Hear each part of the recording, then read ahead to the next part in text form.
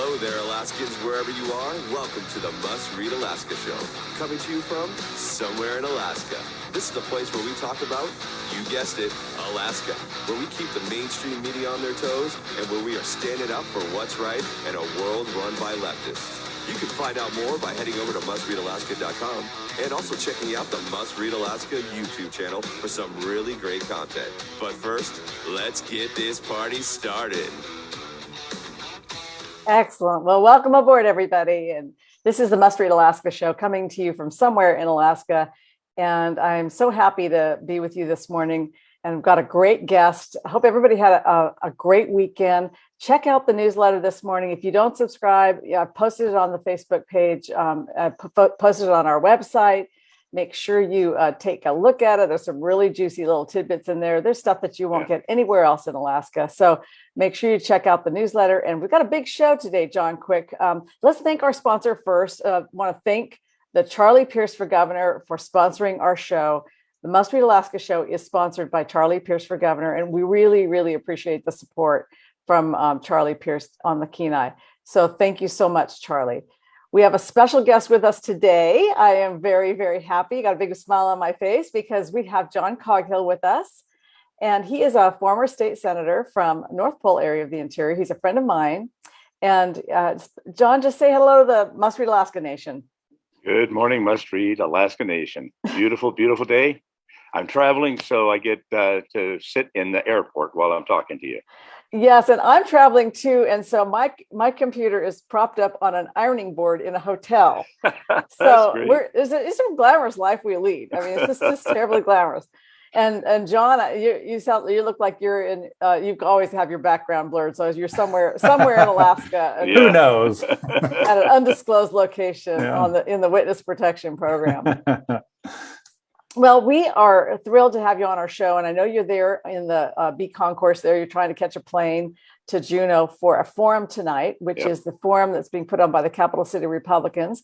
And several of the Republican candidates for Congress have been invited. You are among them, I believe. So there are some other ones like Tara Sweeney and Sarah Palin and Nick Begich and I think Josh Revak. So there's several of you. It's going to be a very interesting forum this afternoon, and I wish that I could be there. Unfortunately, I can't. So I couldn't. The airfares are getting so expensive. You just can't always change your ticket anymore. It's just got to really watch those pennies. But before you head to Juneau, thanks for taking some time to talk about your campaign with us. I wanted to make sure that everybody gets a sense of who you are. You have been a sort of a feature and a force in Alaska politics for a really long time. So let's talk about your bio. Tell us about your family, because not everybody knows. Just before you go into that, remember that every year we have turnover of about 6% of Alaskans, and it's a huge turnover. And people might not know where the Coghill family came from and so forth. So I'd like to hear about that. Sure. Thanks, Suzanne. Well, I'm a third generation Alaskan. Nenana is the hometown where I was brought up. My grandfather started a grocery store there, and we ended up being small business merchants for all of my life, pretty much. My dad was a mayor. He was on the Constitutional Convention. He was a territorial legislator. He was a senator, finally lieutenant governor. And so when it was my turn to look for somebody to run for office, they said, Coghill, that's a good name. Why don't you do it? Because he had made a good name. He was a longtime Republican Party man. It was a good heritage. So I get to walk in that shadow. He just did a good job. So he helped build Alaska, and he was one of the guys that just put his shoulder to it and loved it. You could just tell he loved working in Alaska. So I took a little different path. I about 10 years in construction work, about 15 years as a pastor's assistant, doing family counseling, teaching in a small private school. And when I was 48, I was out looking for somebody to run for office. That's when Dad's name finally caught up with me. And I ran for office. And so I spent 22 years in the legislature, 10 in the House and 12 in the Senate. And so now Don Young died. And so people began to say to me, why don't you think about it and two reasons: what you know, the people you know. So what you know, and then this ranked choice voting is going to be a new experiment in Alaska. And I think the more conservatives you have in that final four, the better off it's going to be for Alaska. Yeah, so everybody just have to give some patience to the announcer in the background. Yeah. John is doing his best he can there in the airport as he catches a plane to Juneau. And we just have to be patient with that. That doesn't bother me a bit. I know that it's just sort of, it's the way we are in Alaska. Par for the course. Yeah, we kind of in and out of airports a lot. I know I sure am. So tell me, so your grandfather came up to Alaska. Obviously, was he born here, or did he come up? No, he came from England. He was a printer by trade. Came to print in British Columbia and decided to come up to Alaska.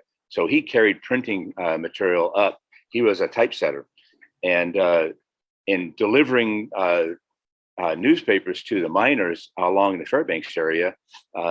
Began to haul groceries and things like that, and finally ended up buying a store in Nenana. Okay.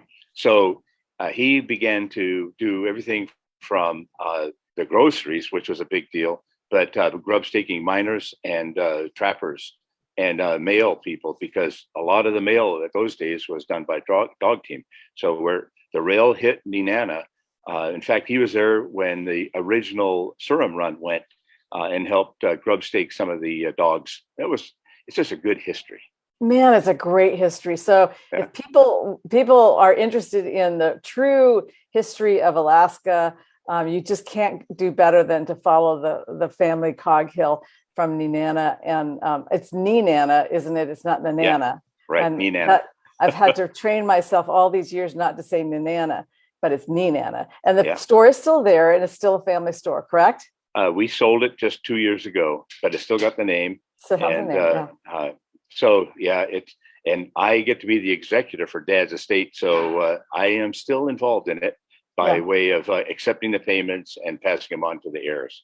Oh, very, very good. And so then you did join the Senate representing Nenana, not North Pole. I thought it was North Pole. It was North Pole. See, I followed this good-looking girl to North Pole about 47 years ago, and never made it back to Nenana. Okay. And we have had this wonderful relationship for 47 years. And so on that topic, you lived in North Pole. You ran for Senate. You've served in the Senate for many years. And what are tell us some of the positions you served in the Senate? Oh, you're going to have to unmute your mic. Oh yeah, I'm sorry. That's all right. Tried to shut the announcer down. You're trying to mute her, right?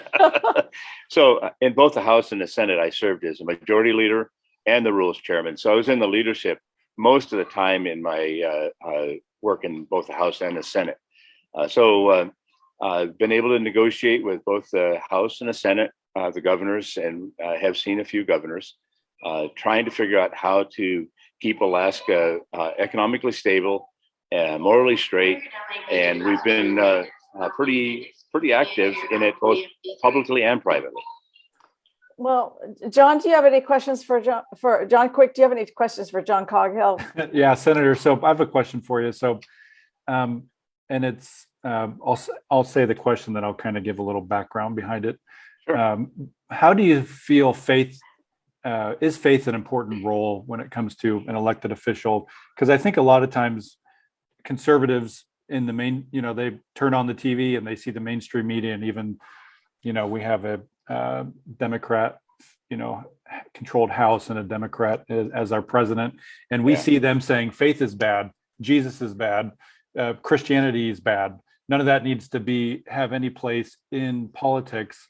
And we get discouraged because we don't, at least me and my friends and family, we don't think that. We think that faith should be involved in politics. So my question to you is there a role for your faith when it comes to politics, and how has that played out when you were the senator?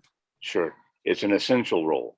So when I was a teacher, I taught the Declaration of Independence, because that's the reason America even became America, right? The United States. And it says, we hold these truths to be self-evident, that all men are created equal and that they're endowed by their creator with certain unalienable rights. And so our creator and our faith are a big, big part of how we not only have been formed, but how we move on in our society. So in my view, people of faith are going to be essential in this time. I think we're drifting. There's no doubt about it. We're drifting. One of the reasons why I decided to step up is because we're drifting into what I would call a secular society, where it should be kind of a faith-based society. We have been for many, many decades, right? And so we're feeling the shift of it. The big thing is, I think people need to understand, you don't use God in politics. You let God use you. And I think some people have used God as their moniker instead of letting God use them as their servant. I think it's important that we return to let God use you as a servant. You serve your people under his behalf. I'm willing to do that. And I'm a strong Christian. So I'm willing to let God use me while I serve America under its rule of law.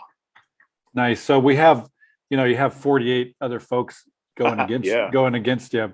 I call it a stampede. Yeah. What do you think separates you from the pack? What makes you different from the other 47? Well, kind of my family history gives me that sense of history in Alaska. I've got to watch the statehood movement come to fruition and how to land our state among the United States as an equal partner in our union. I feel that history is a big, big part of it. The other thing is, with my time in the legislature, I'm kind of a known commodity, good or bad in some people's eyes. When I say I'm going to be something, that's what I am. And so if I'm pro-life, that's what you're going to get. If I say we want to limit the authority of government, that's where you're going to find me fighting. So I think I'm a fiscal conservative. I'm a free market guy. Those kind of things are, to me, essential to make America work again. And so Alaska has a lot of good assets that I know about. The other thing that I know, after so many years in the public arena, and really even in the Christian arena, I served many villages working with missionaries and doing vacation Bible school. I know the people, and I'm willing to serve them. So what I know about the people, what I know about Alaska, and what I know about America drive me to make myself available.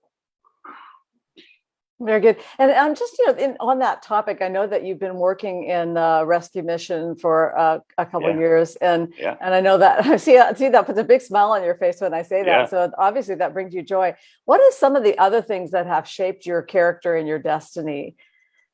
Well, I got to tell you, my mom and my dad, right? Dad taught me how to be a good business guy because we lived and worked being merchants. Mom taught me how to work with people, to respect them, to honor them. And so I got the best of both worlds. Dad taught me how to be a good servant. Mom taught me how to serve well. And so I think that's a big part of it. And then in my mid-20s, I became a Christian. And man, did I turn, because I was probably drinking way too much, partying way too much. And when I was 24 years old, the good Lord saved me from not only myself, but from my own condemnation. So I would say the Bible has shaped my life now for the last 48 years. Very, very good. Well, a lot of us can relate to that. That certainly you weren't the only one partying in your 20s. I will promise you that. So I'm going to take a little cough break here, if you don't mind. John, maybe you could pick up from there. Yeah. So, Senator, what's your thoughts on the new to-dos of the Roe versus Wade? We've had Tara Sweeney on a couple of weeks ago, and she made the announcement on our show that she was pro-life, and then literally, I don't know, 3 days later made the announcement she was pro-choice.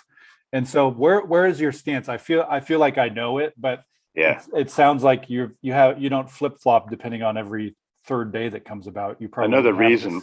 That's another reason. Well, another reason why I'm running, because so many people can say things. I've at least proven it. Ever since Roe versus Wade came to be, I have protested. I have worked in law to try to change whatever we can in Alaska.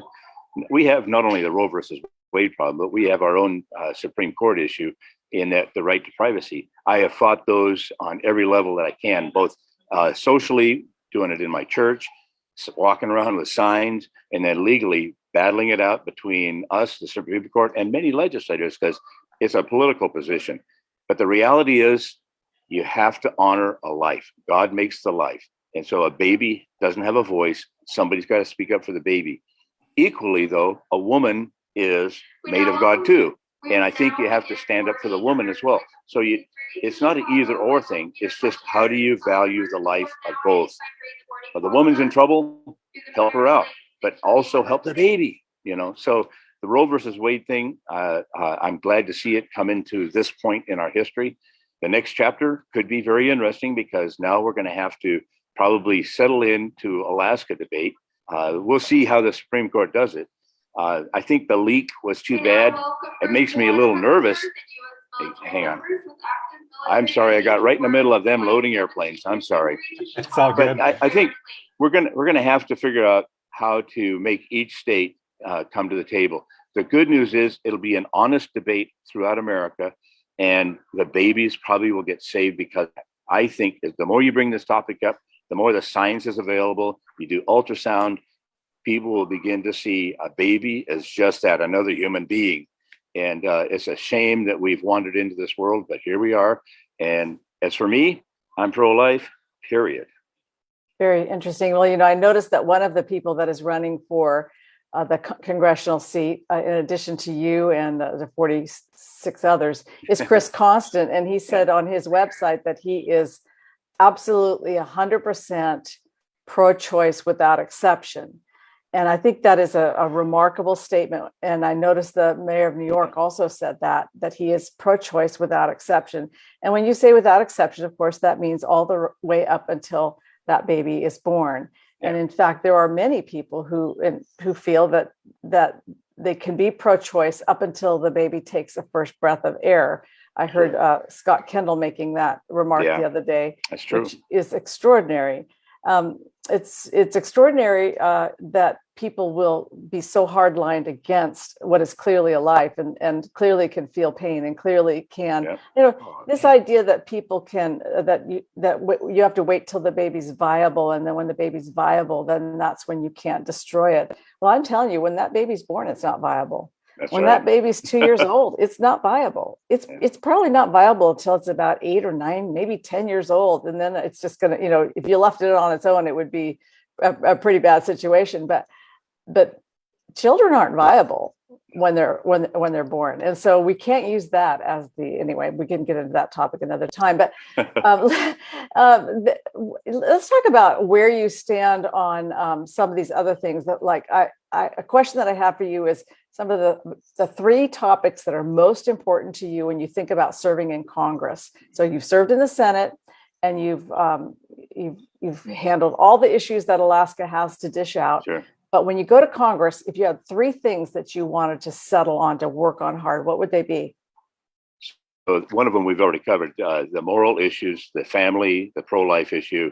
The moral structure of America needs a voice, and I'd be willing to do that. When it comes to Alaska, the economic development, and probably the first place you go to that, is access to lands. We have to share so much with the federal government that we get throttled back on our ability to use our lands properly. So I would say, taking some of the land issues, there's about 4 or 5 of them. Everything from the No More Clause on Southeast, in Anilka, to just getting access across land. And we have some lands that are already just held in bay that need to be let loose. So all the land issues in Alaska, because economically that's going to be to our benefit. And probably the other thing is our national debt is just a national travesty. It's just amazing. And I know you're not going to be able to tax your way out of it necessarily, but you got to build an economy. You have to be competitive in the world. Alaska has a lot we can offer: oil, gas, fish, whatever we can offer, mining, minerals, rare earth minerals. That will help us maybe be productive. But any way that we can put our economy back into a productive economy, because our national debt is going to eat us up if we don't get real productive real soon. And I don't know if we can get out of it, but I know one thing: you're not going to do it if you're not competitive in the world and productive at home. Right. Well, we've seen the nation's economy go from the best economy in the history of our country, which would be the best economy in the history of the world, to an economy where I went to the store last night just to check on the supply of baby formula, and just to make sure that I wasn't just making this up in my head that it was a problem. And they literally have the baby formula locked so that people can't get to it because it is so precious a commodity now. For everybody who thinks socialism is a good idea, this is your first taste of it. Yeah, and this is where you starve your babies, because what happens now is that the mothers will absolutely dilute that formula if they have to, and that's where starvation begins. It's some people confuse a safety net with the whole socialism setup. I'm okay with some safety net, but we have way overdone it, and this controlling our economy, controlling our people, controlling what you think and say, it's just got to quit. And those are the reasons why I'm willing to step up, because our freedom of speech, our freedom of religion are under attack. The thought police want to take over if they can. Just give them a break and they'll take it. And so I think we have to stand up on every front wherever we can. And I'm not the only one. I know that I'm not the only one. It's just that I know I've got a proven track record. I'm willing to do it. I say I'm going to do it. And you're going to go in Congress. You're one of 430 some, right? And so you have to find who believes like you do and join with them and go like crazy to stop everything you can that is the insanity of this administration, quite frankly. So I'm willing to do it. And if other people are willing to do it, I'm going to pray for them and push them. All the Republicans in this race, I generally will support. Of course, I'm a pro-life guy, so that's to me a big test. I'm a free market guy. That's a big test. And I'm an Alaskan. That's a big test. And so, but there are a few of us in this race that are like that. I think Nick, who I called actually when I decided to run, because him and I think alike. It's just that I feel like my voice needs to be in this mix. Very, very good. And so let's take a stab at this other topic that I had, which was the marijuana caucus. Don Young, this was very important to Don Young. He was a member of the marijuana caucus, and he believed in legalizing marijuana. Would you continue that legacy with him, do you think, in terms of your support for completely legalizing cannabis across all the states? No, absolutely not. I think it's a shame that we've done it in America, and I understand the libertarian approach of, okay, live and let live. The trouble is we have now got it settled into our society where it's dumbing us down. It's not working. It's a gate. It still is a gateway, whether people like it or not. What we're doing to our youth is just absolutely crazy. So the answer is no, I would not join it, and I will fight it. I fought it when we tried to legalize it. Well, we did actually legalize it. And then I tried to help them with a regulation to at least protect children. What you can do in concentrates now is just an amazing thing. We have not only a drug problem with the hard drugs, but this is kind of step one. And I don't think it's a good step. Well, we are definitely seeing a lot more trouble with fentanyl and some of the other drugs. And these cannabis products are extremely powerful. They aren't the little weed joints that I had when I was a kid. I'll tell you that much. These are really, really strong substances. And Suzanne, they're actually lacing other things in with that marijuana. And so they're putting them in these vapings, and no telling what's in that vape. And our behavioral health problem is quite often because of people misusing drugs. Exactly right. Okay, good to know where you stand on that. John, quick, what do you have for John Coghill? Senator, what are you excited about in Alaska? There's a lot of things that I think people talk about that they want to change or do better or fix. Are there things you're excited about in Alaska that you want to see keep headed the same direction? And yes, absolutely. Well, I'm excited about Alaska, period. When the world sees Alaska, they see this beautiful, beautiful little state, and we get to be the spokesman for it. Even though our sister states or the federal government owns so much of it, our voice gets to be for it. And I would like to see our voice become the best voice. We're Arctic, we're Pacific, we're, big mountains. And so invite people in, charge them when they get here. Keep your yard clean, help business grow. We can't find employees right now. We need to get a vibrant economy going. I get excited about that because there's lots to do in Alaska. There's, I think America needs what we have. Right now, we're in a little bit of a slump. We've lost population. And some people don't want people to come to Alaska, but people help it grow. They're entrepreneurs, they grow. So I want to be a part of that. I get excited about that. Sorry about that. I'm trying to shut the announcers off when I don't know how loud they come off on you, but man, they're blasting my ears. They're not that bad, believe it or not. Okay. I know you're struggling with it because they're right in your ear, but they're not that bad for us. We can Okay, hear you. good. You're coming through amazingly loud and clear, considering this sort of a situation. Well, and I do appreciate you just stopping off to talk to us while you're on your way to Juneau, because if you're in Congress, this is kind of what your life will be like. Sure. You'll be taking lots of meetings in Concourse B, right? And I enjoy people. I enjoy Alaska. If I get to do this, I will be a happy man, and I'll do everything I can to tie the people of Alaska together. We have a diversity, but we're a small enough people we can tie it together pretty good, and then become a voice in Congress that I think will be a phenomenal voice. So tell me, is there anything that you kind of wish that John and I would have asked you today that you'd like to spotlight for yourself in terms of your candidacy? Not really. You guys have covered some pretty good things. Yeah. We're just Alaskans. We're a small people. I come from a river district, so that was a transportation corridor. And maybe the transportation needs in Alaska from all over Alaska, right? Southeast Alaska needs water. Maybe their boats need to be changed up. The interior needs roads. We have to fight in court every day for a road. The Ambler Road is one example.